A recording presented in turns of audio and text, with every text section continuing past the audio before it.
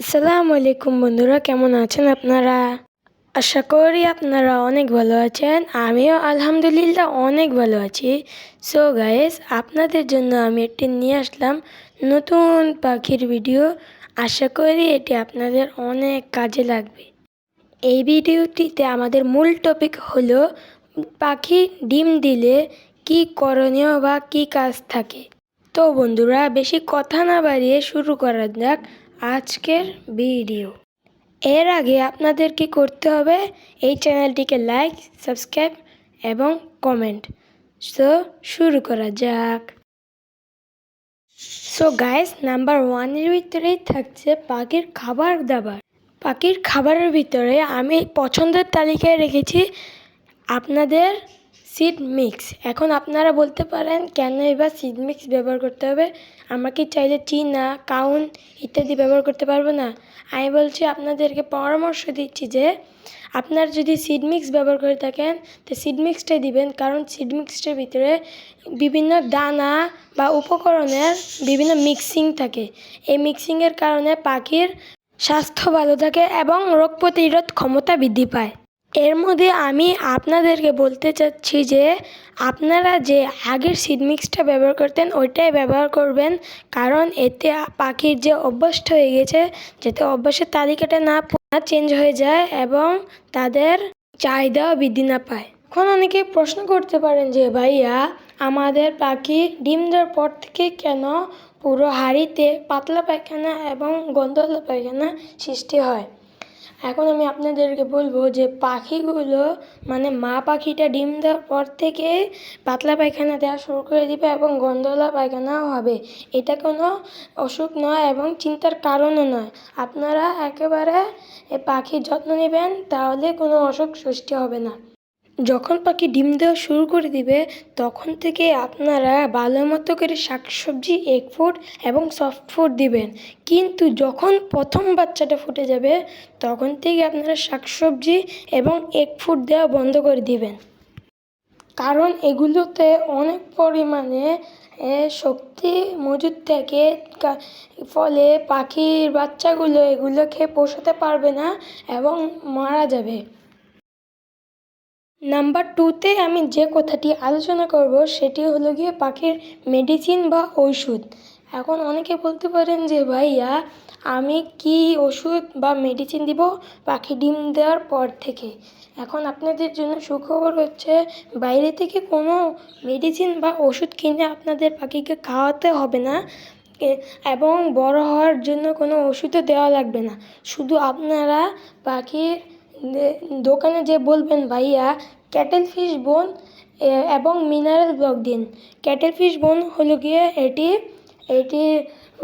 KG প্রায় 1000 থেকে 1200 টাকার মতো, কিন্তু আপনাদেরকে এত টাকার ক্যাটেল ফিশ বোন খাওয়াতে হবে না।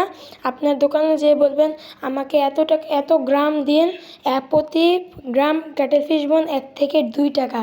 এবং মিনারেল ব্লক হলো এটি, মিনারেল ব্লকের প্রতিটির দাম প্রায় 30 থেকে 40 টাকা। আপনাদের এই ক্যাটেল ফিশ বোন এবং মিনারেল ব্লক পাখির বাচ্চা দ্রুত বড় করতে সাহায্য করবে। নাম্বার 3-তে আমি যে বিষয়টি আলোচনা করব সেটি হলো গিয়ে পাখির খাঁচার অবস্থান। অবশ্যই আপনার পাখির খাঁচাটিকে একটি নিরাপদযুক্ত জায়গায় রাখবেন, যেখানে কোনো বিড়াল, কুকুর বা ইঁদুর ইত্যাদি আপনার পাখিকে আক্রমণ না করতে পারে এবং আপনার পাখি যাতে স্বস্তিতে ডিম দিতে পারে। এক্ষেত্রে আরেকটি বিষয় হলো গিয়ে পাখির খাঁচাটিকে আপনারা ডিম পাড়ার পর একেবারে নাড়াচাড়া বা এক স্থান থেকে অন্য স্থানে নেওয়া বন্ধ করে দিবেন। এতে আপনার পাখির ডিমগুলো নষ্ট করে ফেলতে পারে বা ডিম থেকে তা দেওয়া বন্ধও করে দিতে পারে।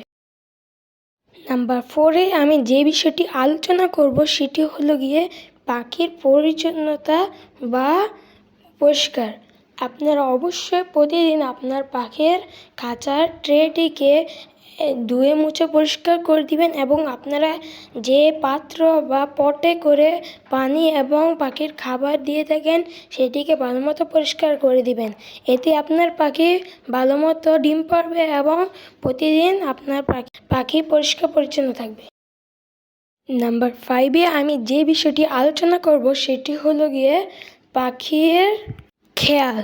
আপনাদেরকে আলাদা করে কোনো পাখির খেয়াল বা এক্সট্রা কেয়ার করতে হবে না। আপনারা যেভাবে আপনার পাখিগুলোকে আগে কেয়ার করতেন বা খেয়াল রাখতেন, সেভাবে আপনার পাখিকে যত্ন আপনি করবেন এবং অতিরিক্ত আপনার পাখির খাঁচায় উকিঝুঁকি দিবেন না যে আপনার পাখি ডিম ফুটছে, বাচ্চা বেড়েছে। এটি না, পাখির ডিম দেওয়ার পর প্রথম ডিমের 18 বা 21 দিনের মধ্যেই ডিম ফুটে থাকে। এবং আপনি বলতে পারেন যে কিভাবে আমি বুঝবো আমার পাখি ডিম থেকে বাচ্চা ফুটেছে। আপনারা নিজে বুঝতে পারবেন, কারণ পাখি ডিম ফোটার পরে পাখির বাচ্চা জোরে জোরে চিৎকার করে এবং তার সময় হয় ভোর 6টা, 8টা বা বিকাল 4টা বা 5টা থেকে। নাম্বার 6-এ আমি যে বিষয়টি আলোচনা করব সেটি হলো গিয়ে আপনার পাখির খাঁচার বাইরের পরিষ্কার পরিচ্ছন্নতা। অবশ্যই আপনার পাখির খাঁচার বাইরে সব কিছু পরিষ্কার পরিচ্ছন্ন রাখবেন, কারণ বাজরিগর পাখি বিশেষ করে বেশি খাবার অপচয় করে থাকে এবং খাবারের যে খোসাগুলো তা ছুঁড়ে মারে। এক্ষেত্রে টিকটিকি, তেলাপোকা এবং পিঁপড়া আপনার সে এলাকায় বা জায়গায় আক্রমণ করতে পারে এবং বাজরিগর পাখি এই সব প্রাণীগুলোকে প্রচুর ভয় পায় এবং ভয়ে কাঁপতে থাকে। ভয়ে কাঁপার কারণে আপনার পাখি ডিম ফুটিয়ে ফেলতে পারে বা ভেঙে ফেলতে পারে। নাম্বার 7-এ আমি যে বিষয়টি আলোচনা করব সেটি হলো গিয়ে পাখি ডিম দেওয়ার মৌসুম। পাখি ডিম দিয়ে থাকে অক্টোবর থেকে মার্চ মাসের মধ্যে। পাখিরা সামার পছন্দ করে না কিংবা গ্রীষ্মকাল পছন্দ করে না, সেই জন্যই পাখি গ্রীষ্মকাল বা সামারের ভিতরে ডিম দেয় না। এতে অনেকে বলতে পারেন, কিন্তু ভাইয়া আমার পাখি তো সামার বা গ্রীষ্মকালে ডিম দেয়, তা আপনি কি মিথ্যা কথা বলছেন? না ভাই, আমি মিথ্যা কথা বলছি না, আপনাদেরকে আমি সত্য কথাই বলছি। সামারের ভিতরে পাখি ডিম দেয় না, কিংবা অনেক সময় ডিম দিয়ে দেয়, কিন্তু এতে রেজাল্ট ভালো হয় না। ডিম থেকে বাচ্চা খুব কমই বের হয়, বা যে বাচ্চাগুলো বের হয়ে থাকে সেগুলো অসুস্থ বা কোনো প্রকার রোগে আক্রান্ত থাকে। নাম্বার 8-এ আমি যে বিষয়টি আলোচনা করব সেটি হলো গিয়ে আপনার পাখির গোসল। অবশ্যই আপনার পাখিকে নিয়মিত গোসল করার পাত্র দিবেন, কিন্তু শীতকালে যদি শীত বেশি থাকে তাহলে গোসলে পানি দেওয়ার দরকার নেই। আমি আপনাদেরকে গোসলের ব্যাপারটি বলেছি কারণ এতে আপনার পাখি সুস্থ থাকবে এবং ভালো মতো ডিম দিবে। আমি এই ভিডিওতে যা যা বলেছি বা বলে আপনাদেরকে জানিয়েছি, সেগুলো আপনারা যদি ভালো মতো মেনটেন করে চলেন এবং মেনে চলেন, আপনারা পাখির ডিম সবগুলো ফুটবে ইনশাল্লাহ এবং আপনার পাখি নিশ্চিন্তে পাখির বাচ্চা ফুটাবে। যদি এই ভিডিওটি আপনাদেরকে ভালো লেগে থাকে তাহলে এই চ্যানেলটিকে লাইক, শেয়ার, সাবস্ক্রাইব এবং কমেন্ট করে দিবেন। এবং এরকম ভিডিও আমাদের চ্যানেলে প্রতিনিয়ত আপলোড করব আমি, সেহেতু আপনারা সাবস্ক্রাইব করে আমাদের পাশে থাকতে পারেন। সো আমরা বেশি কথা বলবো না, এই ভিডিওটি এখানে শেষ করে দিব। আসসালামু আলাইকুম, আল্লাহ হাফেজ।